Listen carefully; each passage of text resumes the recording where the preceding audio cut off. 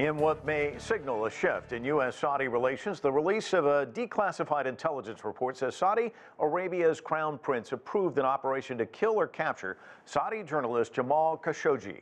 The Washington Post columnist was killed during a visit to the Saudi consulate in Istanbul in 2018. From the Saudi government, a swift rejection of the U.S. assessment of Mohammed bin Salman's role, calling the report, quote, negative, false, and unacceptable. Saudi Arabia blaming Khashoggi's death on rogue security officials. But the U.S. intelligence report says since 2017, the Crown Prince had absolute control of the kingdom's security and intelligence operations, making it highly unlikely that Saudi officials would have carried out an operation of this nature without the Crown Prince's authorization. And in another big story, U.S. President Biden ordered airstrikes in Syria targeting Iranian-backed militias. The Pentagon says the assault was in response to recent attacks against American and coalition forces in the region. Syria is condemning the attack, which one war monitor group says killed at least 22 people. U.S. Secretary of Defense Lloyd Austin described this mission. We're confident in the target that we went after. We know what we did. And we're confident that that target was being used by the same Shia militia that conducted the strikes. For more on the U.S. airstrikes in Syria and the U.S. intelligence report in the Jamal Khashoggi case, let's bring in our panel. Joining us from Riyadh, Saudi Arabia via Skype is Salman Al-Ansari. He's the founder and president of the Saudi American Public Relations Affairs Committee. Also with us from Reston, Virginia is Trita Parsi. He's the executive vice president at the Quincy Institute for Responsible Statecraft and an expert on U.S.-Iranian relations. Here in Washington, D.C., Brian Becker is the executive director of the Answer Coalition, and Joseph Williams is a senior news editor with U.S. News and World Report. Salman, why don't I start with you? President Biden calling the king earlier this week, talking about the relationship between the two countries. Then this report drops today. In it, it says 76 Saudi individuals are now being sanctioned. The Saudi government has responded. I'm going to read a little bit from their statement. It goes like this. The government of the Kingdom of Saudi Arabia completely rejects the assessment in the report pertaining to the kingdom's leadership and notes the report contained inaccurate information and conclusions. Just how damaging is this report, and how does it affect the Crown Prince, do you believe? Thank you so much, Mike, for having me. I think there were a lot of speculations, accusations, and investigations of this particular case. But based on the released CIA report, there were no one single substantial evidence that can link the Crown Prince Mohammed bin Salman to the killing order of Mr. Khashoggi. It was an intelligence assessment-based report rather than an evidence-based one. And the report repeated words such as probably, suggests, and we assess. And the court system in the kingdom has said its last words by ruling with the death sentence for the 5 direct involved people in the heinous murder of Mr. Khashoggi, which then got a different ruling of 20 years prison sentences after the Khashoggi family pardoned them from being executed based on the practiced justice system in the kingdom. And based on my point of view, I think human rights politicization is not at the interest of anyone. Weaponizing human rights and other governments' mistakes is in this field to advance political agendas is a betrayal of the core concept of human rights. And I think the kingdom can play the same game and pointing fingers at the U.S. for suppressing and silencing and jailing the journalist Assange, and for the torture and killing of Iraqi prisoners in Abu Ghraib in Iraq, or in the infamous Guantanamo Bay prison, or for the institutionalized racism against African Americans and other minorities, including Native Americans, and the list goes on. But the kingdom respects the sovereignty of other nations that may have different systems and different internal challenges that can't be solved by pointing fingers and by taking a claimed high moral stance. So that's how I see the whole thing. But overall, I believe on the U.S.-Saudi relationship, and it's too big to break up. It's a very important alliance to push back against the radical Iranian regime and its militias, and to fight terrorism and to stabilize the energy markets in the world. So I think Let me ask you, you say it's an important alliance between these two countries, and Biden basically said that in his call with the king. He says he's going to make the bilateral relationship as strong and transparent as possible, but it's definitely different from the Trump years. How would you describe the relationship between Washington and Riyadh today? Yeah, I think the relationship is still very strong. Let's not forget the fact that the Kingdom of Saudi Arabia is considered to be the golden key for solving many issues, not only in the Middle East, but also in North Africa and the Arab and Muslim world. It's the heart of the Arab and Muslim world. It's the custodian of the two holy mosques, where more than 1.7 billion people, Muslims around the world, face Mecca for their prayers. Saudi Arabia is not only a spiritual leader, but also the central bank of energy in the world, and it is surrounded by the three most important straits in the world: Strait Bab el-Mandeb and Hormuz and the Suez Canal. We are speaking of a country that is moving so fast to advance its systems, to advance its human rights. And let's not forget the fact that in 2020, the World Bank initiated a report of Women and Law that says Saudi Arabia was the biggest reformer in the field of women's rights. That's huge, but it wasn't picked up by the American and international media, unfortunately, because we know that there are a lot of agenda-driven policies with some of these institutions. But overall, I think the kingdom is moving forward. The road is really long to go with regards to women's rights, with regards to reforming the economy, with regard to moving away from oil income, etc. So I think there is a positive kind of vibe with regards to Saudi Arabia and its relationship with the United States, disregarding all the claimed media reports that wants to somehow put an end to this strategic 75 years old alliance. So Joseph, he says it's a positive vibe, but Biden says going forward, he's only going to deal with the king. There are some here in Washington who say he should have sanctioned the crown prince. What do you make of his stance? Well, I make of it as him treading very, very carefully in some age-old conflicts, unlike his predecessor, Donald Trump, who moved very boldly and didn't really think too much about what the response might be on Capitol Hill. I mean, keep in mind that President Biden is very new in the job. He's only been on the job less than 2 months, so he has to move carefully if he doesn't want to have a repeat of the tumult of the Trump years. Now, I think that he's got a lot of backing in Congress so far. He's got the goodwill of the Democrats and of the Republicans, but we don't know how long that goodwill will last. We do know that he's moving the chess pieces around in Yemen. He is also renewing agreements, and even the Khashoggi release of the documents indicates that he's not above criticizing a longtime ally, one that Trump really refused to criticize. And one could even argue that one of the reasons Khashoggi might have been assassinated is because Trump kind of signaled early on that he was on the side of the kingdom and that what happened over there stayed over there. So I think President Biden is very much treading carefully.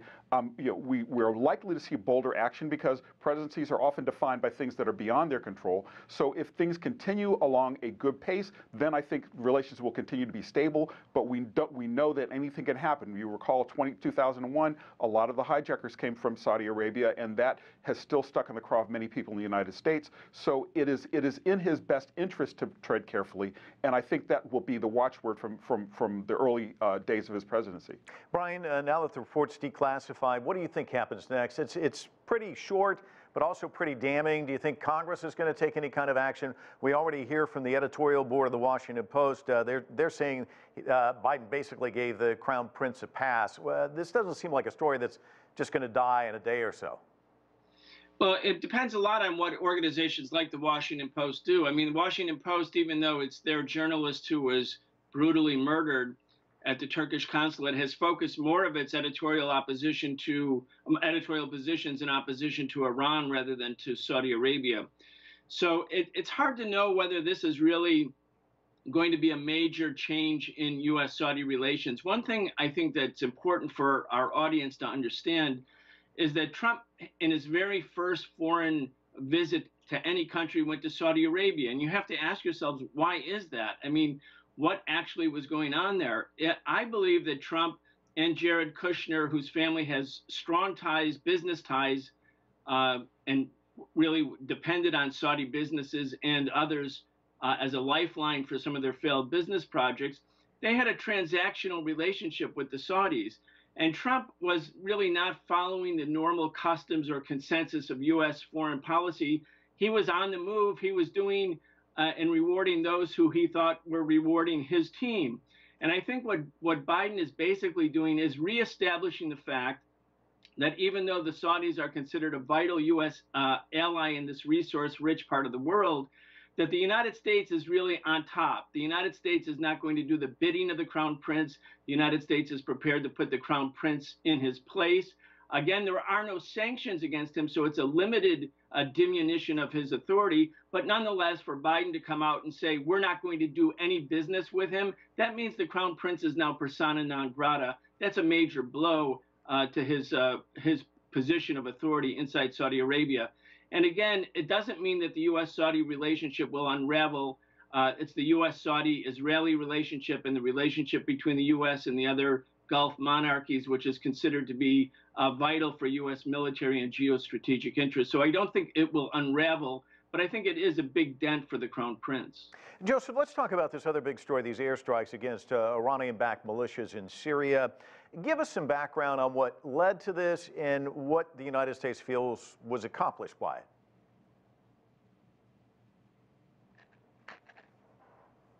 Joseph?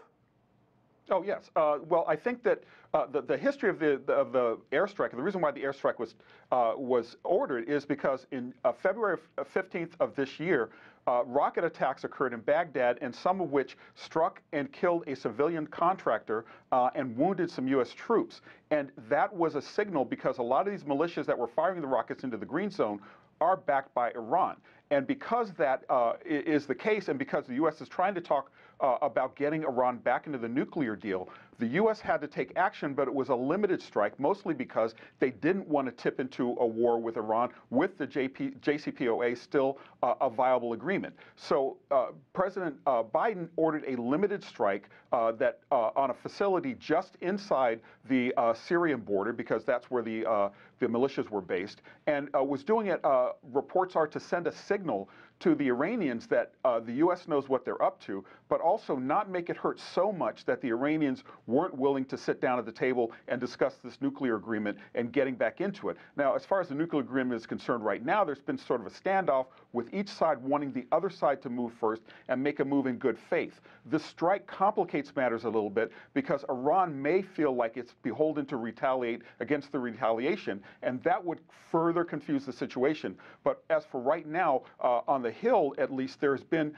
a lot of support on the right for President Biden's airstrike, mainly because the hawks in the Republican Party and some centrist Democrats feel a show of strength is in order here. And many of them who do feel a show of strength is in order are the same ones who oppose the nuclear deal. But meanwhile, Democrats in President Biden's party, they're looking very skeptically at the airstrike, mainly because they believe it's a further erosion of their power to control the military. You recall in 2001, the authorization of military force was widely used by President Bush in the aftermath of the 9/11 attacks, and it is yet to be reined in. And Congress has, over the decades, lost a lot of power and a lot of influence to control the war machine because of that use of force, and because each successive president, since it has been authorized, has expanded it a little bit further. And so with Trump being the predecessor for Biden, look to President Biden to try to take advantage of that use of force authorization in a way that will further anger Congress, but he can't go so far as to alienate members of his own party. Trita, let's bring you into the conversation here. Tehran's saying that they have absolutely, they're denying any ties to this attack that Joseph was just talking about on February 15th. You look back over the years, I mean, in 2019, you had the shoot down of the drone by Iran. And then, of course, in 2020, the Soleimani assassination. It's a complicated relationship, to say the least, very tense. How does this complicate things further with what Joseph's talking about, with the two sides actually getting involved in a resuscitation of the JCPOA, perhaps? Well, I think both sides have made it quite clear that they wanted JCPOA to be resurrected. The problem is that both sides are not fully living up to their obligations. The United States is completely outside of the deal. The Iranians have reduced some of their obligations in response to the U.S. leaving the agreement under Trump. And I think the expectation was that the Biden administration would move very fast towards coming back into the deal, and then once inside the deal, would try to see areas where it could strengthen the deal, lengthen certain restrictions, but it would do so as a party to the deal that actually lives up to the deal, not like Trump did by going outside of the deal and creating a rather bizarre situation in which the United States was actually punishing countries, sanctioning countries for abiding by a UN Security Council resolution. That has never happened before, but it did happen under the Trump years. So I think the start has been remarkably slow and confusing because the expectation was that it would be a quick return to diplomacy. Instead, we're seeing that the Biden administration seemed to have unintentionally or not nevertheless created this public feud over who goes first, and then we have the bombing in Syria, etc. It's sending very mixed and confusing signals. These are things that in the past were quite cleverly and in a sophisticated way handled behind the scenes. No one outside would even know that there was a fight over who goes first or not because no one would talk about that and make it a public feud. That unfortunately happened, and that has really complicated matters. And Trita, the European Union's floating this idea of sponsoring rather informal nuclear deal talks and having Iran and the U.S. involved in that. Does that have the potential of going anywhere? I think it does, but I think it has been complicated by this. I think from the Iranian side, there is a bit of a fear that if they go back to the table without the U.S. actually coming back into the deal, meaning lifting the sanctions and being in compliance, and then the talks fail, they're afraid that they're going to get blamed for the failure of the talks, even though the U.S. actually never changed its position from the time of Trump. And the U.S. was still outside of the deal. So in that case, they might as well have just sat down with Trump. Instead, they refused to negotiate with Trump because Trump was outside of the deal and was sanctioning Iran. But now they would come back to the table, even though there's yet nothing of substance that have changed in Biden's position vis-a-vis that existed under Trump. So again, that too was being resolved. What has complicated matters is these other things from the feud over who goes first. Now there's a move to potentially rebuke Iran at the IEA. All of these things, in my view, seem to just make things more complicated. And at a time when there really isn't a lot of time available for diplomacy, in about 4 or 5 weeks' time, the Iranians will enter their political season. They're having their presidential elections. At that point, it's going to be extremely difficult to negotiate with them because they're deep inside of their political season. And in fact, from the U.S. perspective, there probably is not much of a desire to negotiate with a country that has to focus on its internal issues at that point. So if you miss this window, then you're going to end up in a scenario most likely in which the next Iranian president will be a conservative. Very likely that conservative, much like Trump in 2016, will run on a platform opposing the JCPOA because of the Iranian sense of betrayal of the JCPOA. And that will complicate matters even further because at least now there's two sides that both say they want the deal. If that changes, it's going to make Biden's work much, much more complicated. And Salman, Saudi Arabia is saying regional states must be a part of the Iran nuclear talks. Give us the point of view from Riyadh. Sure, thank you, Mike. I think with regards to Iran, and I would start with the United States and Iran rather than Saudi Arabia and Iran. The United States gave very positive gestures to the Iranian regime. And it was actually unfortunate because they actually took out the Houthi group from the terror list, and that was a good gesture to the Iranians. But what did the Iranians do afterward? They asked their Houthi militia to fire missiles at the United States allies, and a couple of days after, they fired more than 12 rockets at the U.S. base in Erbil in Iraq, killing a U.S. contractor and different people. And after that, I think the United States was very pragmatic by responding to that aggression, because we all know that the Iranian regime is, unfortunately, the more you appease the Iranian regime, the more aggression you will receive from their end. So I think it's, I'm not going to say it's a hopeless case, But I think with Iran, the one and only method that can work is extreme pressure. Otherwise, they will keep doing what they are doing. And with regards to the nuclear weapon ambitions they have, it's actually a real one. And their intelligence minister talked about threatening about having like a nuclear bomb indirectly.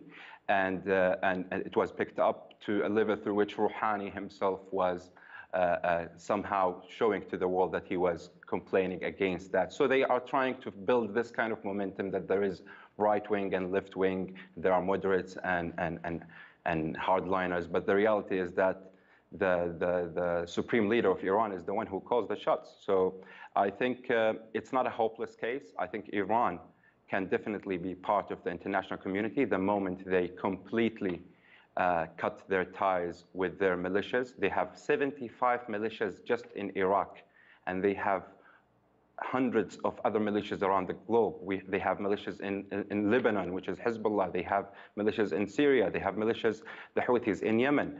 And they are operating in almost every country in the world with their aggression, terror, and bloodshed. So I think the and only method with them, I think the Biden administration, with his 47 years of experience, I think he knows how to deal with it, and he is not going to be a copy-paste of the Obama administrations. Brian, let me ask you about the situation Trita was talking about, the windows closing. There's not a lot of time to get a deal done. Of course, Iran wants the lifting of these crippling sanctions. Who's going to make the first move here? Who should make the first move? Well, the United States is outside of compliance. The United States broke the agreement. The United States imposed sanctions on Iran. The United States imposed sanctions on European allies that tried to live up to their side of the bargain. It showed that the United States is an untrustworthy negotiating partner. The United States was trying to starve the people of Iran, as it does with other nations, to use food and medicine or the deprivation of those things needed to sustain life. The United States must make the move if the Biden administration, in fact, wants to go back to the JCPOA. The Iranians are not going to make any further concessions. They even have invoked Article 36, which allows them to enrich more uranium, according to the JCPOA, if the other parties in the agreement don't live up to their side of the obligation. So they're using the agreement itself to expand the enrichment capacity. That means if the United States wants to come back, if the United States says, yes, we're going to live up to our side of the agreement, we're going to lift the sanctions, we're going to stop this economic war against Iran, Iran will comply. I think your other guest, his presentation about Iran is completely ludicrous and nonsense. I mean, let's just face facts here. It was the United States that killed Qasem Soleimani. That was an act of international terrorism. All of the forces he mentioned in Saudi Arabia, I mean, in Lebanon or Syria or Iraq, they're not all puppets of Iran. These are people who don't want the U.S. to be occupying their country. Iranian-backed militias becomes a euphemism for Syrians who want the United States to get out. The Iraqi parliament voted unanimously for the U.S. to leave Iraq, but the U.S. won't leave. So it's the U.S. is violating international law. It violated the JCPOA. The obligation on the Biden administration is to do the right thing, to lift the sanctions on Iran, and to enter back into negotiations in good faith. Joseph, the Biden administration also decided that they're temporarily halting sales of arms to the United Arab Emirates and Saudi Arabia. They don't want them used in this Saudi-led military campaign in Yemen. That's another sticky foreign policy issue for this administration. I mean, this is the world's worst humanitarian crisis. Where do you see Biden going with that? Well, I think that he's got to at least respond to the fact that it's a humanitarian crisis. It was an interesting first step to withdraw that kind of arms support from Yemen. It left a lot of eyebrows raised in Washington. And basically what he's doing is playing a real high-stakes game of Jenga, right? It's realpolitik where if you make one move, there's a counter move that might actually happen. Saudi Arabia is mixed up in Yemen. We've got the whole area is basically a very very much a sensitive situation. I'm not sure Biden can make any bold moves here, not because he doesn't have the moral authority, because clearly he does, but I believe it's a tough sell on Capitol Hill. And the background to all of this is the fact that he's got a Congress that's very narrowly divided. And it's already been proven that Mitch McConnell and a lot of the Republicans can make mischief for this president if he does something that they don't like, even though they're in the majority. It's a very narrow majority, and you've got centrists who, some of whom are more than willing to side with the Republicans on these kinds of issues. And also keep in mind the fact that President Trump, in his moves, he at least exacted some leverage in the situation, and I think President Biden would be loath to give that up right away for fear of a political backlash among the hardliners, not only in Congress, but also the voters. So midterm elections are coming up. There are a whole lot of intertwined issues that take place on American soil, nevertheless the ones that take place over in the Middle East. So I think he's got to tread very, very carefully. I think he's got to make his moves quite cautiously. I do think he has the moral imperative, but it remains to be seen whether or not he's got the political will to act on it. Trita, Biden wants a diplomatic solution for Yemen. Is there one to be had, and how do we get there?